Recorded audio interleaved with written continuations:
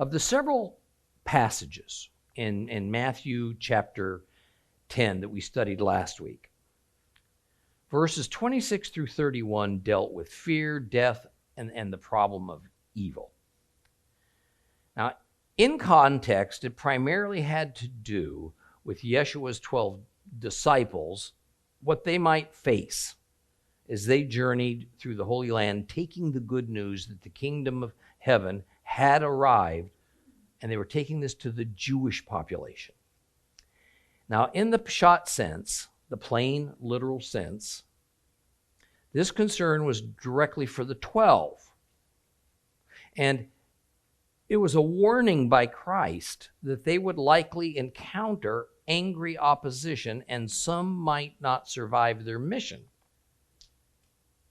Now, I have no doubt that this is how they all would have taken it. Now, in the remez sense, the deeper underlying sense, this was a message for all future disciples, wherever they may be, about what we could expect to face in the task of the Great Commission that we've all signed up for when we first gave our hearts to our Savior, whether we realized it or not. Now, as we'll read a little later, Christ relates to all who choose to follow him that we should expect to have tribulation, just as he suffered. We should expect to be persecuted and shunned, just as he was. You know, I remember decades ago that a pastor I was listening to said, as believers, if we are not pariahs to the world, we're just not trying hard enough. That's always stuck with me. If we listen carefully to what Yeshua tells us, it is that if we are friends of this world more than we are to him, and if we belong to this world more than we belong to him, then we cannot also be his. Matthew 7:21-23, not everyone who says to me, Lord, Lord, will enter the kingdom of heaven. Only those who do what my Father in heaven wants. On that day, many will say to me, Lord, Lord, didn't we prophesy in your name?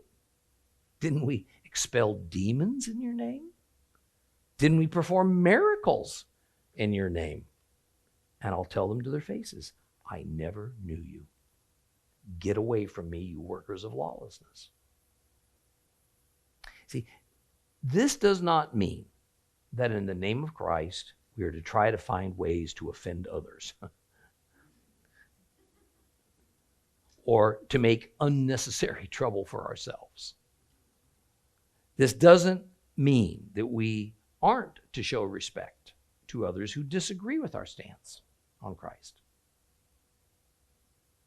This also doesn't mean that we are to try for poverty as a lifestyle, or that we must go off into some commune in the wilderness that we might physically separate ourselves from a corrupted society.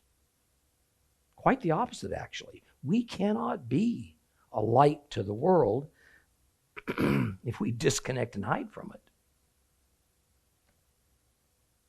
But more importantly, we cannot tell others of God's love and Yeshua's sacrifice for them if we aren't among the world,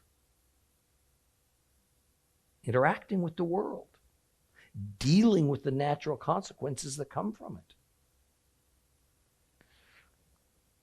it. A secular film entitled Into the Wild tells the true story of a young man, Chris McCandless, who immediately after graduating from Emory University left his family, his friends, all societal connections in order to gain what he saw as complete freedom. The only way he thought was the means to happiness. He disavowed money, possessions, and most importantly, relationships with people other than just fleeting ones. During one conversation he had with an elderly man who had befriended him, Chris explained that the reason this man was lonely was because he wrongly felt that relationships with people was what mattered most in life. Rather, says the young man, it's experiencing the physical world and all of its bounty and diversity and beauty that brings contentment and happiness. Well, Chris finally achieved his goal of living in solitude, free from all societal and human attachments in the breathtaking wilderness of Alaska. He made home out of a rusted out hull of a bus that lay mysteriously and so oddly out of place, miles beyond civilization, deep in the Alaskan bush. He died only a few months later, alone and in that bus, after having no luck foraging for food and accidentally eating some poisonous berries to satisfy his gnawing hunger. In the diary that he kept, the diary in his body accidentally stumbled upon by moose hunters, his final pinned words were that it turns out he was wrong. In his last hours of life, at only 24 years of age, Chris McCandless wrote just this short sentence of personal discovery, and it said simply, "Happiness only has meaning when it's shared with others."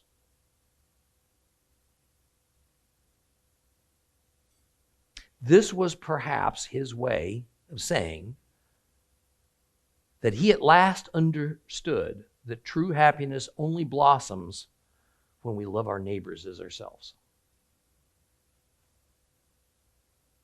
For followers of Christ, hopefully the epiphany that the joy of our salvation only has meaning when it is shared with others comes early in our faith walk.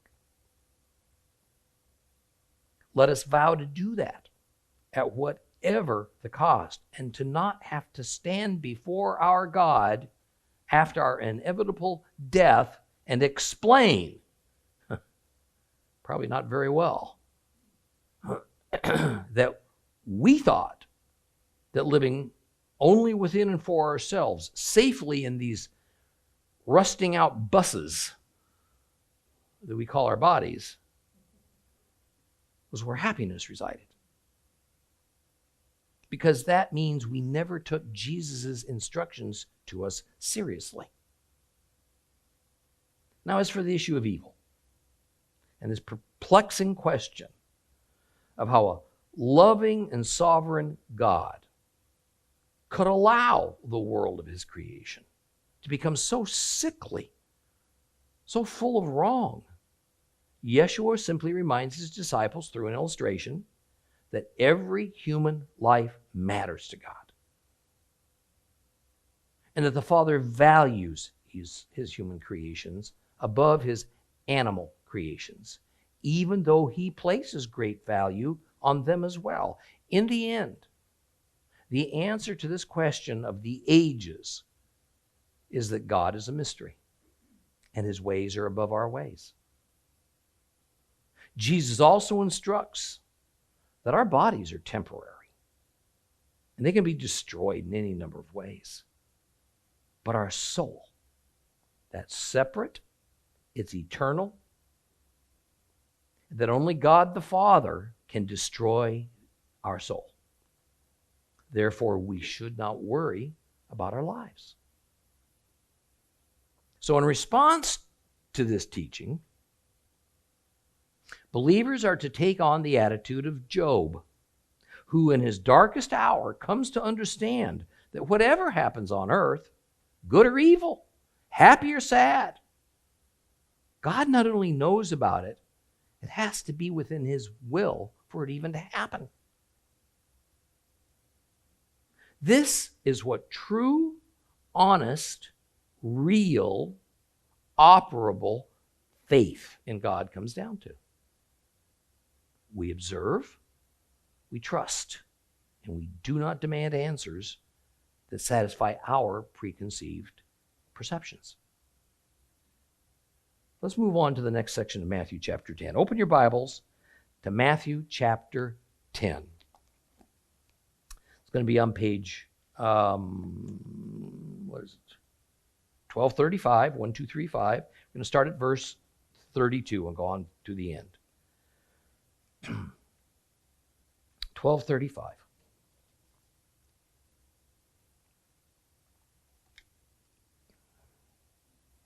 Whoever acknowledges me in the presence of others, I will also acknowledge in the presence of my Father in heaven.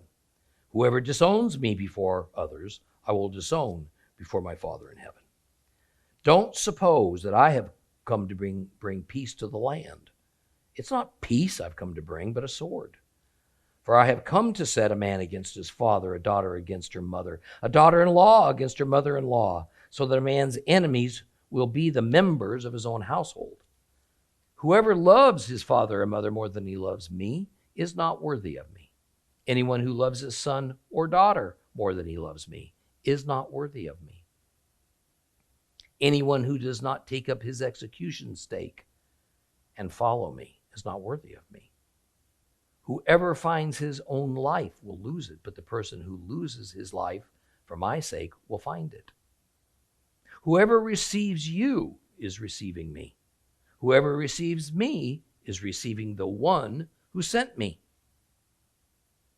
Anyone who receives a prophet because he's a prophet will receive the reward a prophet gets. Anyone who receives a tzaddik because he is a tzaddik will receive the reward a tzaddik gets. Indeed, if someone just gives a cup of cold water to one of these little ones because he's my disciple, yes, I tell you, he will certainly not lose his reward.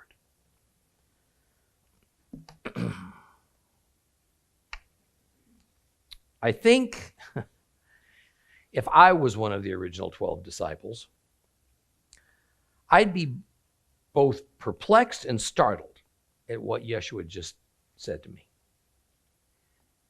He says there are eternal consequences for acknowledging him or not. I suppose I'd have to ask myself why this miracle-working holy man, this tzaddik, why my relationship with him as one of his disciples would determine some hazy vision of my eternal future. And yet, 2,000 years in hindsight, we, his followers, understand that Yeshua was saying that God the Father isn't only his Father in the sense we can all call God Father, but rather there is an actual, tangible, one-on-one familial connection between Jesus and God. Jesus is not only God's Son in the sense that all Israelite kings of the past have been imputed as his sons. Rather, it is that Yeshua and God are literally related in the same way that any son and his biological father are, and yet in ways that no human son and father can be.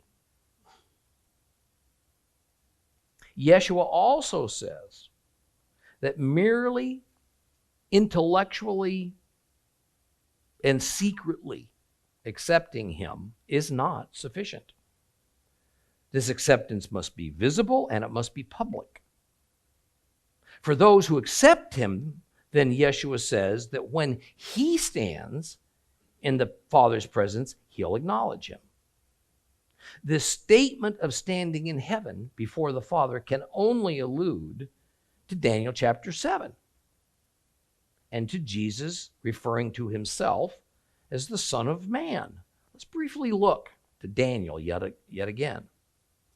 Daniel 7, verses 9 through 14. As I watched, thrones were set in place, and the Ancient One took his seat. His clothing was white as snow. The hair on his head was like pure wool. His throne was fiery flames with wheels of burning fire.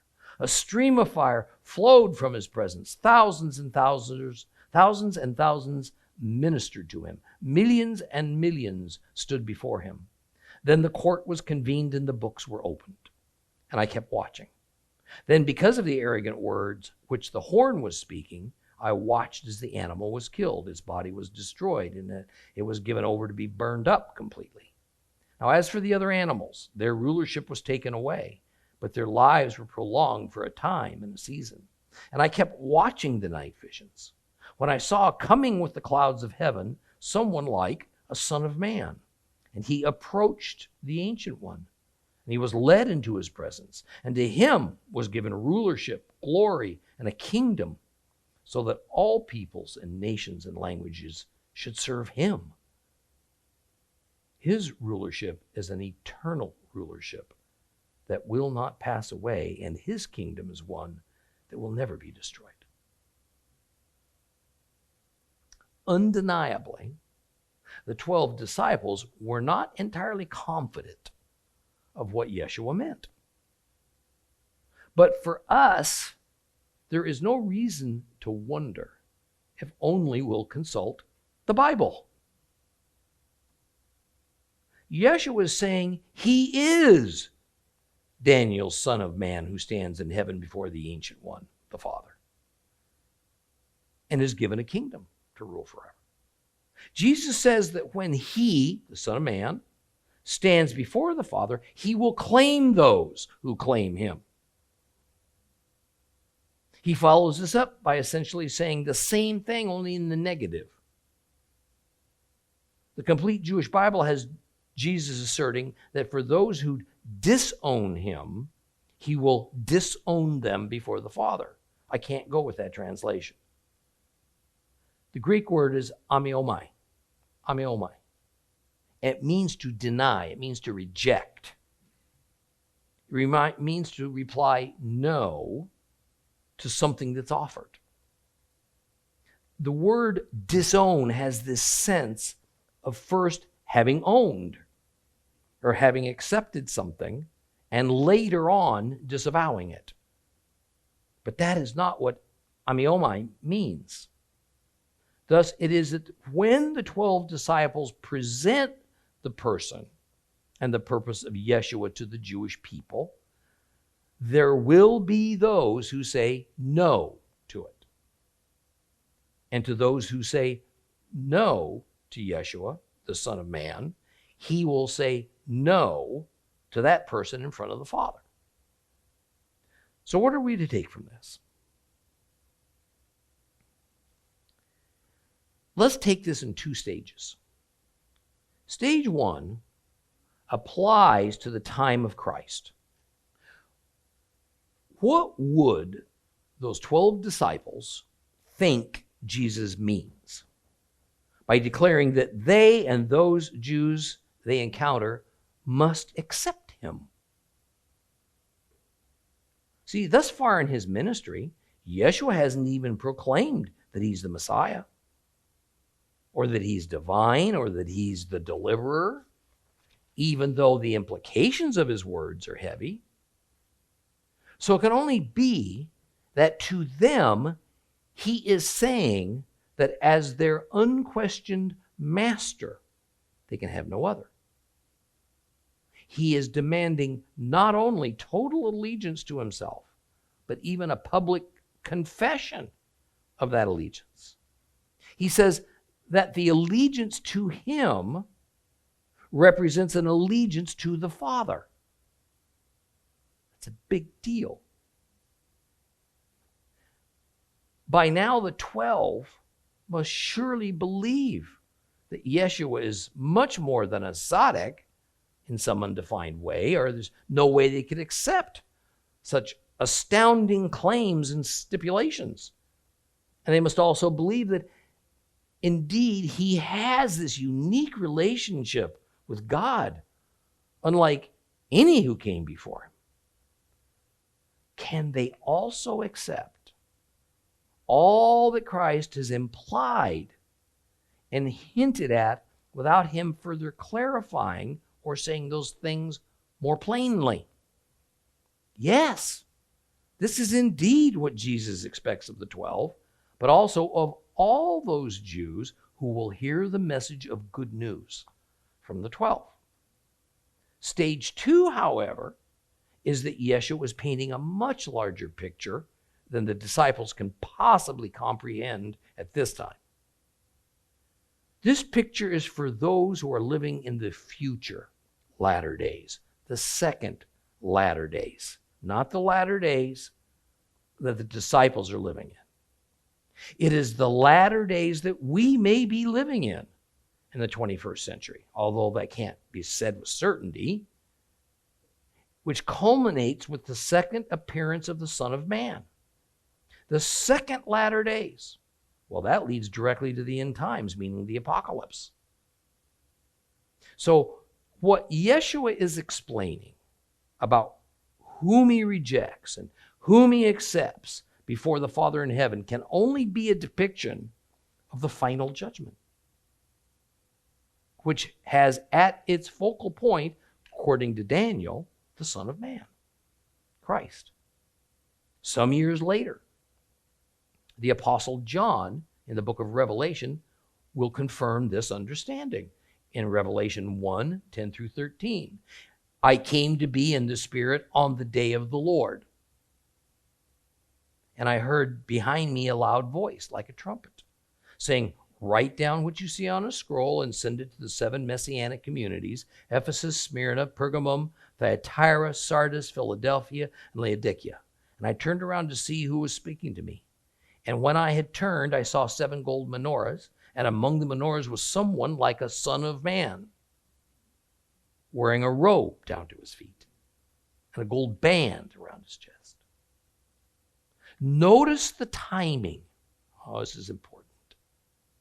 Notice the timing of the appearance of the Son of Man in John's vision. It is during events contiguous with the day of the Lord, which is but one of several biblical terms that means judgment day. So the Son of Man is directly associated with and involved in judgment day. Now notice what John sees a little bit later on in Revelation. In Revelation 14 now, verses 14 through 16. Then I looked, and there before me was a white cloud, and sitting on the cloud was someone like a son of man, with a gold crown on his head and a sharp sickle in his hand. And another angel came out of the temple, and he shouted to the one sitting on the cloud, start using your sickle to reap, because the time to reap has come. The earth's harvest is ripe. And the one sitting on the cloud swung his sickle over the earth, and the earth was harvested. So in this scene, the Son of Man, as depicted in Daniel, comes in a cloud on Judgment Day. And he has a sickle in his possession. He uses it to harvest the earth and of its countless inhabitants. Do you remember what Jesus said only one chapter earlier in Matthew chapter 9?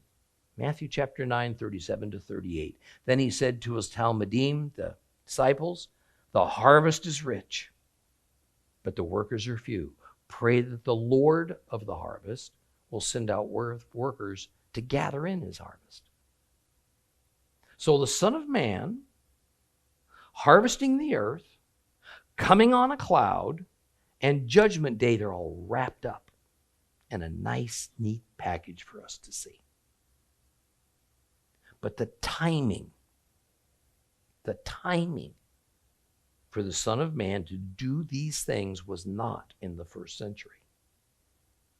It was also not during the lifetimes of the 12 disciples or of Jesus himself, or even of the second generation of Jewish apostles like Paul. It would be at an unspecified future time, a time that is obviously even future to us. The 12 disciples, they had only the scantest of education and information from which to try to understand Yeshua's instructions and pronouncements. And yet, of what little they did know, they had faith in him that could only have come from God. So they committed their lives to Christ, and later traditions say that several went to their deaths on account of that commitment. We of the 21st century, we may not know everything about the future any more than they did.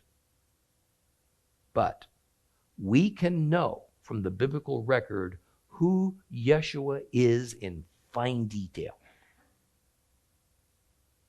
We can know what it means for all who accept him and all who don't.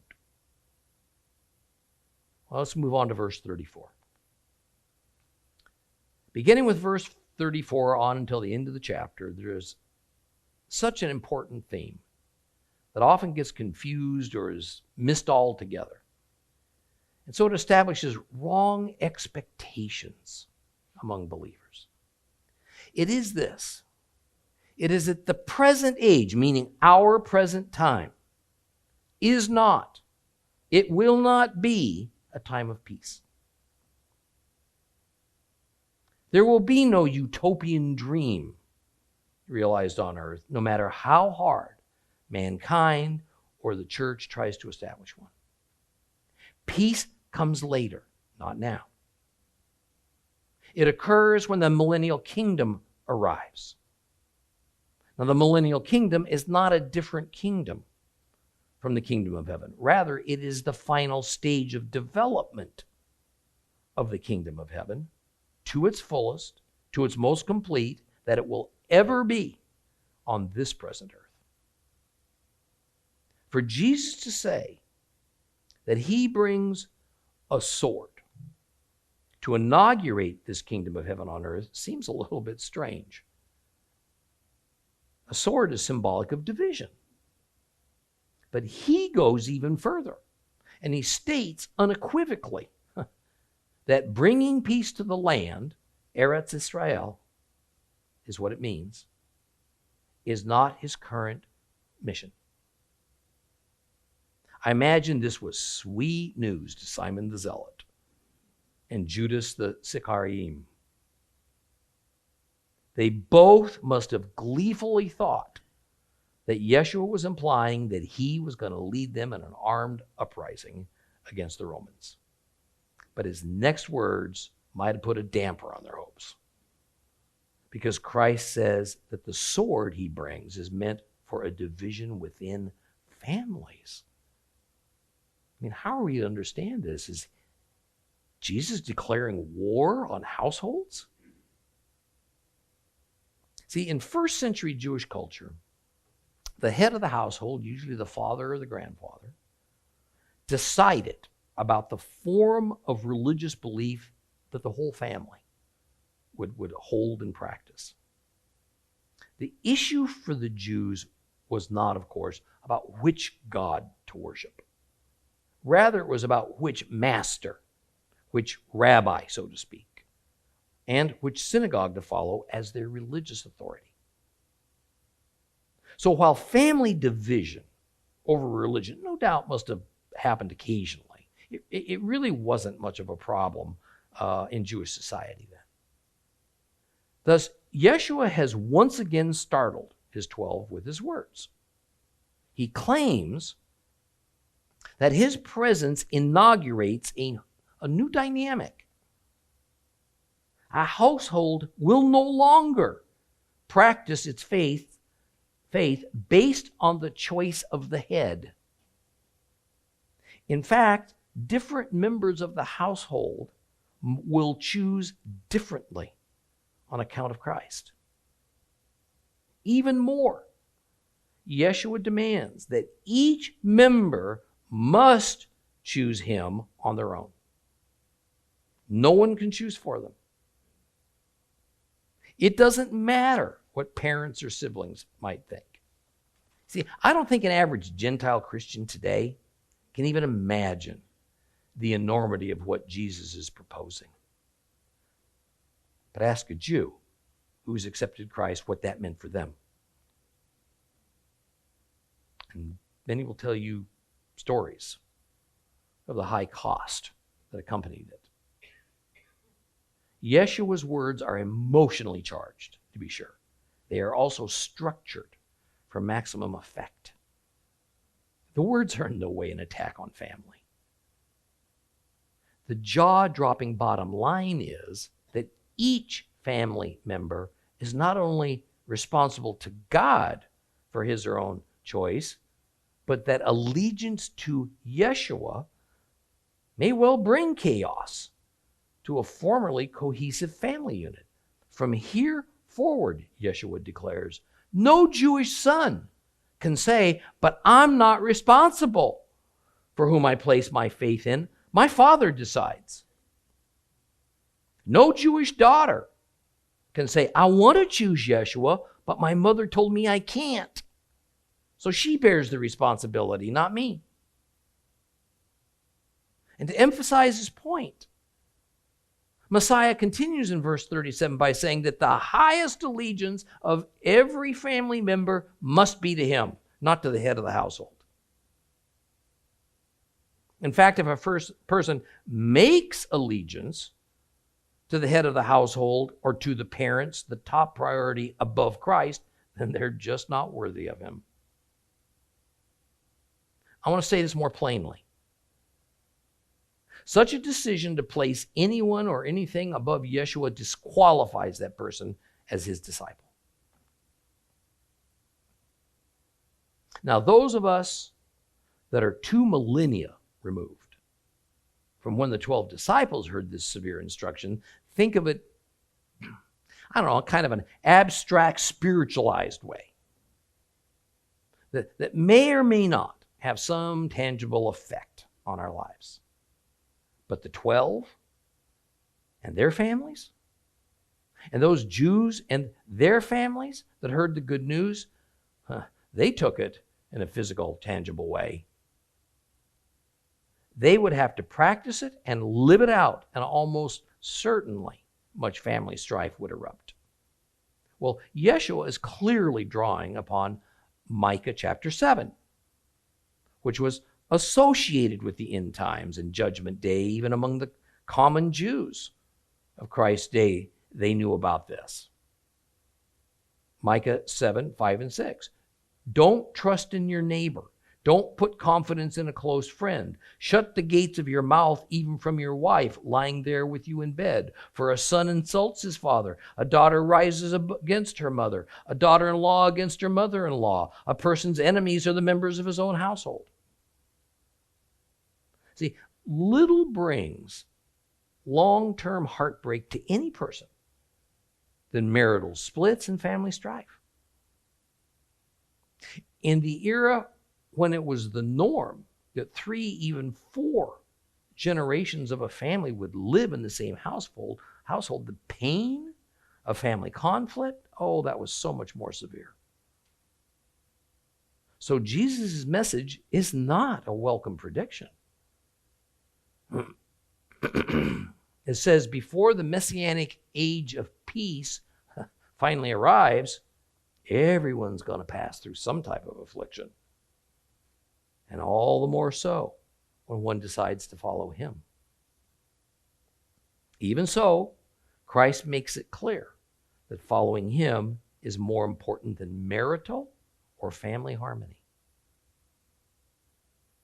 Now, the message of the next 2 verses, 38 and 39, is the requirement of self-denial to the point of death in order to follow Christ.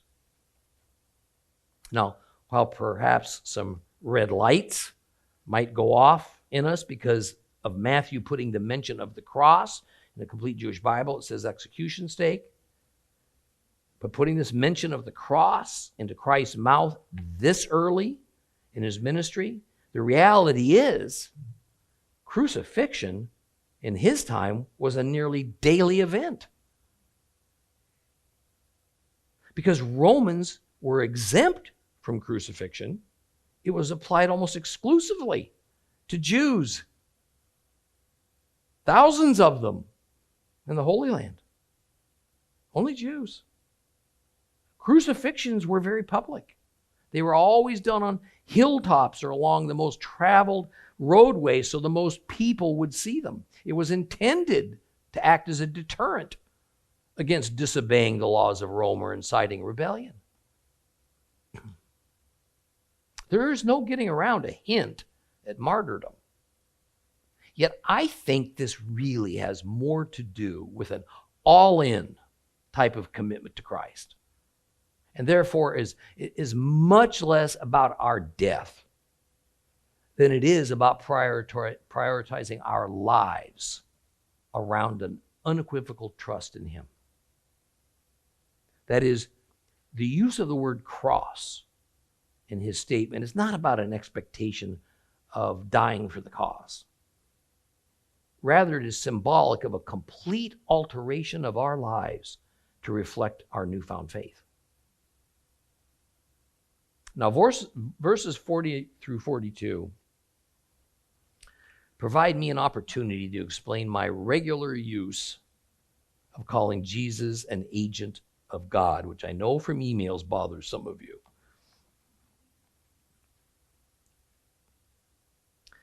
Notice how Christ uses a few different examples of the concept of agency in his instructions. He begins by saying that as the 12 disciples go along their missionary journeys, those who offer them hospitality are doing it as though they're offering it to him. But he also reveals that he himself was sent on behalf of someone higher than himself. The implication from his earlier words is of his close personal relationship with the Father. So clearly he is stating that when he is received, it is though that person is receiving the Father. Next, Christ uses the example of one who receives a prophet as obtaining the same reward as a prophet receives. And anyone receiving a tzaddik, a holy man, will receive the same reward the holy man gets. And finally, if one of Yeshua's disciples cares for a little one, a child, then his reward will not be lost. All of these illustrations are based on the concept of agency. A representative, an agent, is to be treated as the one whom he represents. An agent is the extension of the power and the authority of the one who sent him. Now, the agent is not the same as the one who sent him, but he wields the legal authority within some preset boundaries of the one who sent him. So it's within that understanding we must view one of the most debated sayings attributed to Christ from John 14:9. Yeshua replied to him, "Have I been with you so long without your knowing me, Philip? Whoever has seen me has seen the Father." So, how can you say, "Show us the Father"? Whoever has seen me has seen the Father. This appears in no other gospel, by the way, than John's. Now, sadly, with just disregard for context, it is commonly said in Christianity that the meaning of this is that Jesus is essentially and mysteriously a sort of spiritual clone of the Father. Or he has become the replacement of the Father for a new age. Therefore, in a diagram of the Trinity, the Father, the Son, and the Holy Spirit are all illustrated as co-equals because they are essentially all the same. And I say in the strongest possible way, this is not biblical. It's not true. This mindset, that's all this is. This mindset was created as a doctrine sometime in the late 2nd century or later, because I can find no evidence of it existing before then, in order for the Gentile-controlled church to separate themselves as far as possible from Jews and from Jehovah, God the Father, who they saw as the God of the Jews. It was designed to declare that Jesus Christ is the new God for New Testament Christians. Yet Christ is not claiming in John 14:9 to be the Father, but rather he is once again pointing to the concept of agency. He is the Father's agent. He has been given divine authority to exert and extend God the Father's power to earth and to its creatures on his behalf. So with that understanding, then the final 3 verses of Matthew 10 now have their intended context. See, we see how Christ now turns around and makes agents of the 12 disciples to wield the same power, but certainly not to hold the same position or same status that he was given by the Father. But Jesus himself is also an agent of the Father. See, this expresses a well-known and accepted principle within first century and later Judaism called Shalia. Shalia. A Shalia is an emissary, an agent. A Shalia is legally empowered to act on behalf of the one he's representing. The Greek word apostolos, which became apostle in English, embodies the same idea, because the concept of agency was nearly universal in the world's many first century cultures. It still is.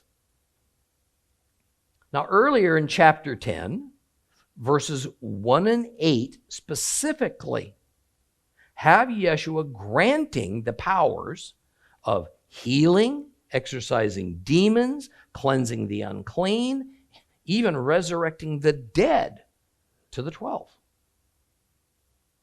But I doubt any Christian theologian would suggest that this makes the 12 disciples 12 mini-me's.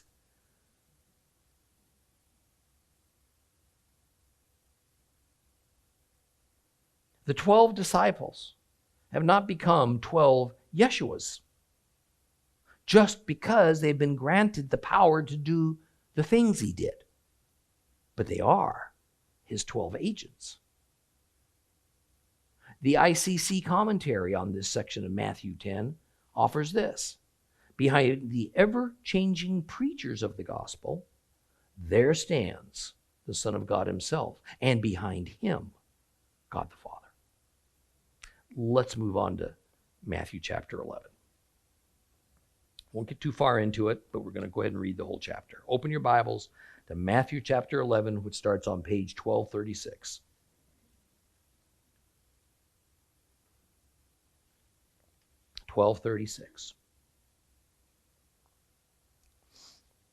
After Yeshua had finished instructing the 12 Talmudim, he went on from there to teach and preach in the towns nearby. Now, meanwhile, Yochanan the Immerser, John the Baptist, who had been put in prison, heard what the Messiah had been doing, so he sent a messenger to him through his Talmudim, his disciples, asking, "Are you the one who is to come, or should we look for someone else?" And Yeshua answered, "Go and tell Yochanan what you are hearing and seeing. The blind are seeing again, the lame are walking, people with tzara'at are being cleansed," skin disease. "The deaf are hearing, and the dead are being raised. The good news is being told to the poor, and how blessed is anyone not offended by me." And as they were leaving, Yeshua began speaking about Yochanan to the crowds. "What did you go out to the desert to see? Reeds swaying in the breeze? No. Then what did you go out to see? Someone who was well-dressed? Well-dressed people live in kings' palaces. No, so why did you go out? To see a prophet. Yes, and I tell you, he's much more than a prophet. This is the one about whom the Tanakh says, 'See, I am sending out my messenger ahead of you. He will prepare your way before you.' Yes, I tell you that among those born of women, there has not arisen anyone greater than Yochanan the Immerser. Yet,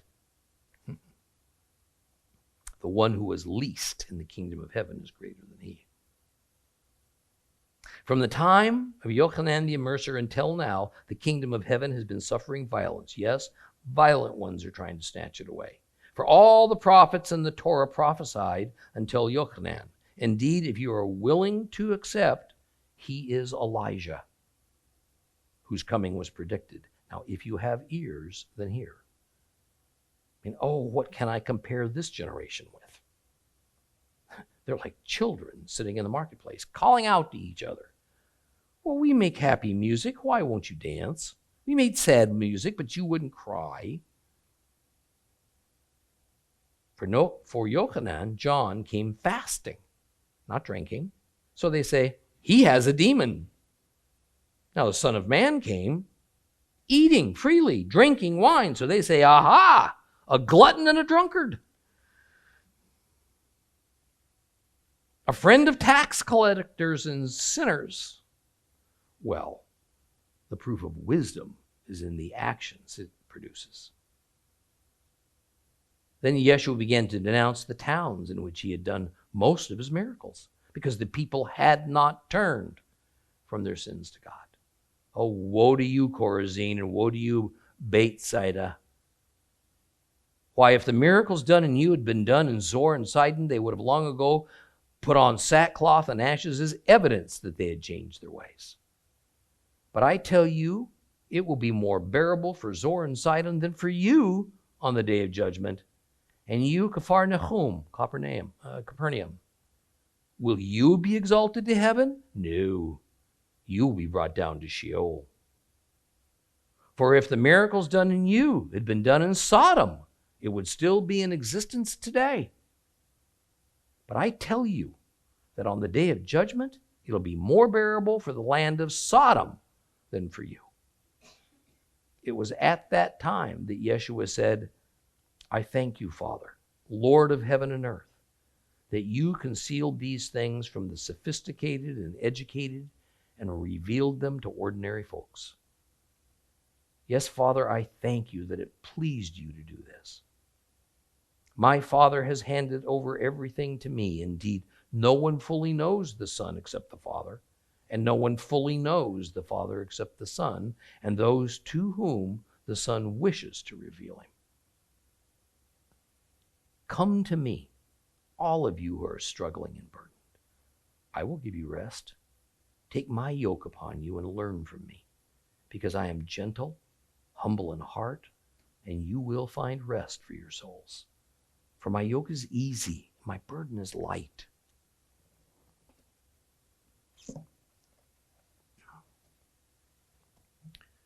The first 19 verses of chapter 11 revolve around John the Baptist. We find 3 subsections that each begin with a question. The first begins in verse 2. And the question is, are you the one who is to come, or should we look for someone else? The second question begins in verse 7. What did you go out to the desert to see? Reed swaying in the breeze? And the third question comes from verse 16. Oh, what can I compare this generation with? See, the first verse has Yeshua going his separate way from the disciples. He was done teaching them for now. I can only imagine that their heads were swimming, trying to absorb not just what they heard, but also to comprehend what it meant. Now, although the complete Jewish Bible has it that Yeshua went on to preach in towns nearby, what it literally says is he went on to preach in their towns. And since the subject is the 12 disciples, this must mean that Christ not only remained in Galilee, but he literally visited the hometowns where the 12 disciples' families would have resided. Now, why did Yeshua just suddenly disengage from the 12? I don't think it's mysterious. I see the early church father Chrysostom as getting it right. in his homily on the Gospel of Matthew, he says this: after Jesus commissioned the apostles, he proceeded to separate himself from them, to give them room and opportunity to do what he called them to do. For while he was present with them and healing others, no one would be inclined to approach them. You know, any good leader understands that after he has trained up a person, a disciple we'll call him, if he wants that person to grow and mature, he's got to kick him out of the nest. Got to let him or her stand on their own. The reality is that whenever the leader is present, especially one as charismatic and widely known as Yeshua, along with the individual he's trained up, people will naturally bypass the initiate and gravitate to the leader.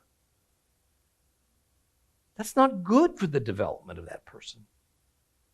And in the longer run, it inhibits the spreading of a movement or an organization.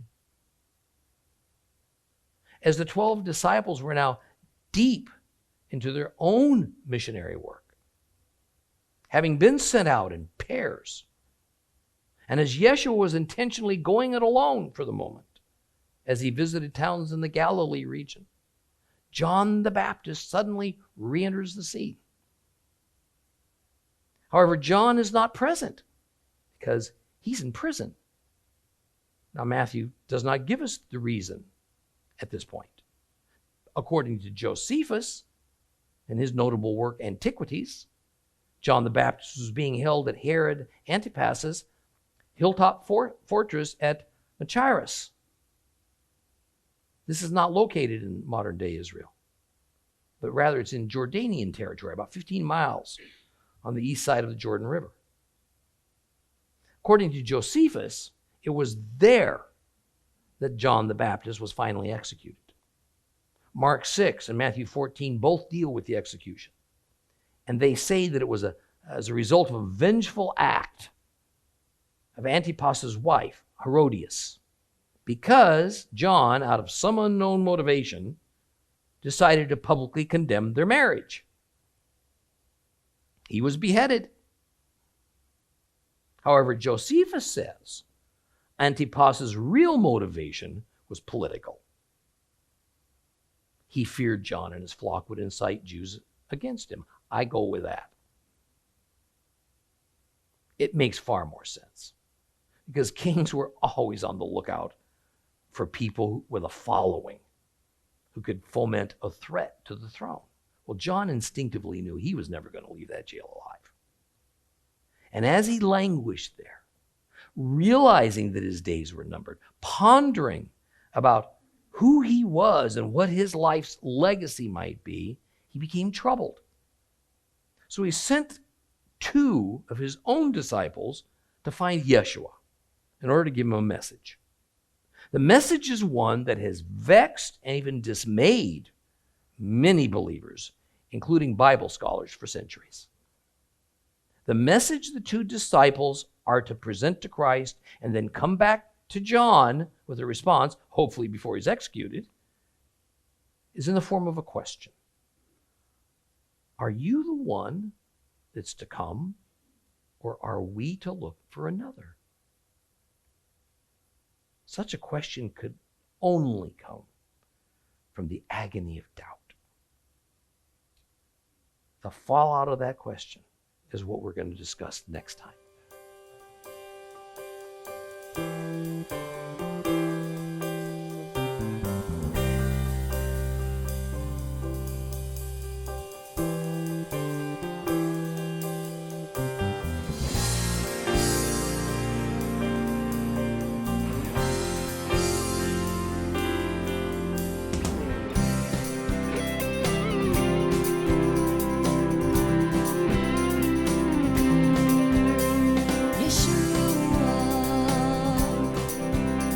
Yeshua,